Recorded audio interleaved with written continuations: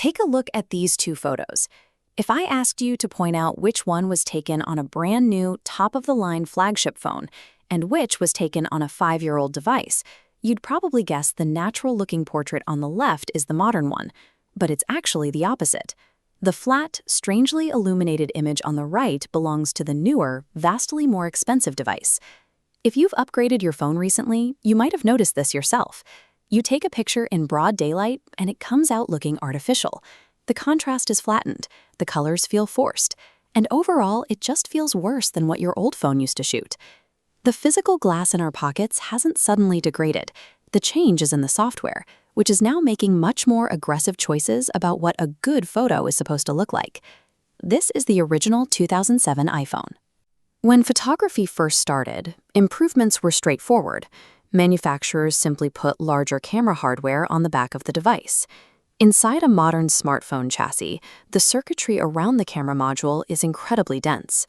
By the 2010s, manufacturers hit a physical wall, maxing out how much hardware could fit before the device became too thick to carry. Because that physical growth maxed out, the baseline quality for standard photography hit a plateau. Today, almost any phone produced in the last half-decade can capture a virtually flawless image in ideal, sunny conditions. Since a perfectly lit, broad daylight photo no longer separated a $1,000 flagship from a cheap budget phone, companies needed to invent a completely new metric to justify selling you a new device every year. Watch how this video handles a classic edge case scenario. The subject is standing indoors, entirely backlit by an intensely bright window. These are the absolute worst possible lighting conditions for a tiny sensor. If you tried to capture this on older hardware, physics would force a compromise. You would either get a pitch-black silhouette for a subject or a completely blown-out, solid white background. To fix this without using larger lenses, engineers turned to computational photography. The camera software steps in to digitally rescue the lighting that the physical lens can't capture on its own. Mastering these disastrous lighting situations quickly became the industry standard for measuring camera innovation. This diagram illustrates what happens when you hit the shutter button in one of those edge cases. The software instantly splits a single press into stacked layers, running multi-frame HDR, tone mapping, and hunting for faces.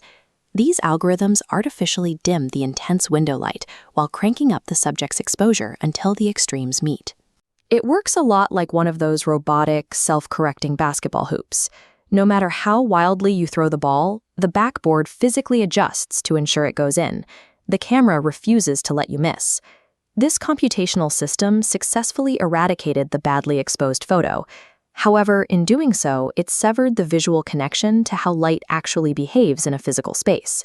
The problem is that these cameras don't know how to turn off the rescue tactics. In their pursuit of a machine that guarantees a usable shot in a dark room, the algorithms end up aggressively processing perfectly well-lit everyday scenes that never needed saving in the first place. Look at this outdoor portrait. You can easily spot the overcorrection. There are strange digital halos outlining the subject's hair, and because the software is desperately trying to illuminate every natural shadow, the skin looks completely flat and unnaturally glowing. You can often watch this happen in real time.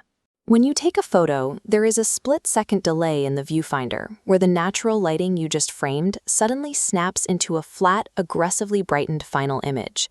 Modern cameras possess incredible processing power, but they currently lack the intelligence to know when to stop using it. When you line up decades of photos taken across different generations of the same phone line, a clear preference emerges. Many users subjectively favor images from older devices because those cameras allowed natural shadows to exist. If you want to fix this right now, your best option is to download a third-party camera app. These tools let you bypass the default software and forcefully dial back the post-processing.